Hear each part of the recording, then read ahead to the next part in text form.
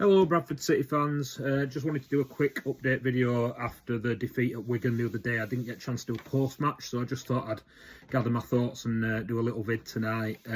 Obviously disappointing 2-0 defeat at Wigan on Saturday. There had been hopes that we'd turned a corner with our away form after the really great performance at Port Vale last Wednesday night, and obviously the performance and that we got at Reading 10 days ago was a lot better too, so even despite losing that game. So the last two away performances prior to Wigan had actually been really good, and we'd got the result to go with it at Port Vale as well. So to lose 2-0 at Wigan and not really have that same level of performance as what we'd had at Reading and at Port Vale was really disappointing. The team selection was, as the fans have been crying out for, he kept the same team again.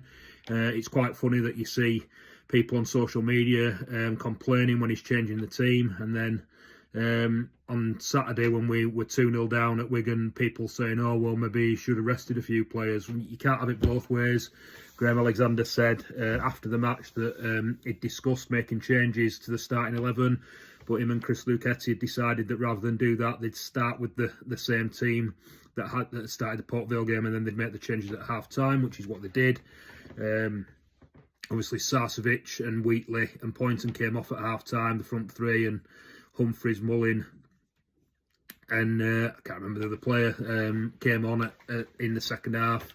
And yeah, it just wasn't a great performance, really. A little bit disappointing to put in that level of performance. I know there wasn't much in the game. It was a tight game between what looked like two poor sides, really. Wigan got the goal in the first half through Caelan Vickers. Graham Alexander cited that we hadn't got the press right again, something that he said in previous games when we've conceded away from home.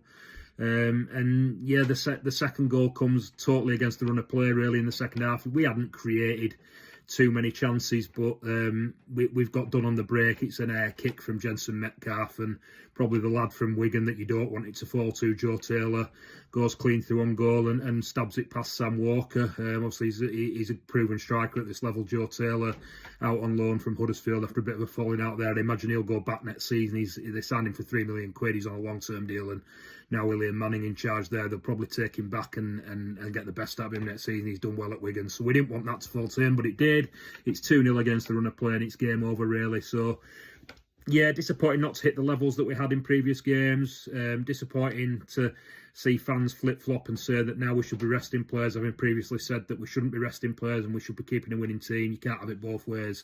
It'll be interesting to see what he does with the team selection tomorrow night. I would imagine that Poynton, Sarcevic and Wheatley will come back in. Obviously, I just remembered it was Swan was the third sub that came on at half-time on Saturday. Swan, Humphries and Mullin will probably drop to the bench. Like I say, we didn't create too much despite dominating the play and the territory in the second half, which was a little bit disappointing.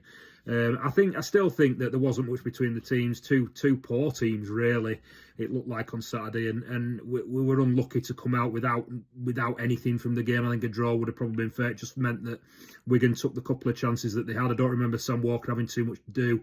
Like the second goal's totally against the run of play. The first goal, Graham Alexander citing the press not working. So yeah, we need to get back on the winning trail again tomorrow night against Mansfield at home. Mansfield beat us 3-0 at their place on New Year's Day in a really poor City performance. So we need to carry on with the good home form, avenge that defeat. It won't be easy. They came back from 2-0 down to draw 2-2 with a late injury time goal on Saturday. So they're going to be buoyed from that. Like I said, they turned us over earlier in the season. We just need to make sure that we carry on where we've left off in previous home games. And then the away game at Burton on Saturday, another team that beat us earlier in the season, actually one of our two home defeats this season.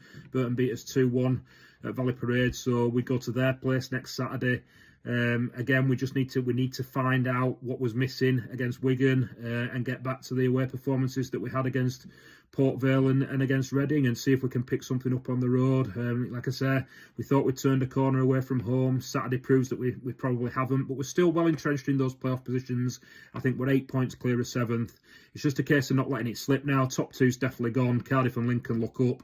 We need to cement our place in those playoffs and make sure we don't drop out. And the only way we're going to do that is by carrying on with our good home form, but also performing away from home like we did at Port Vale and Reading, rather than like we've done in other away games this year. Anyway, let me know what you think, guys, regarding team selection, what's going wrong away from home, why we weren't as good as we were at Port Vale. I know Port Vale were terrible, so that's obviously helped us at their place on Wednesday, but the just zip wasn't there, I didn't think, against Wigan. On to Mansfield tomorrow night and Burton next Saturday. Onwards and upwards with the West Yorkshire Football Show.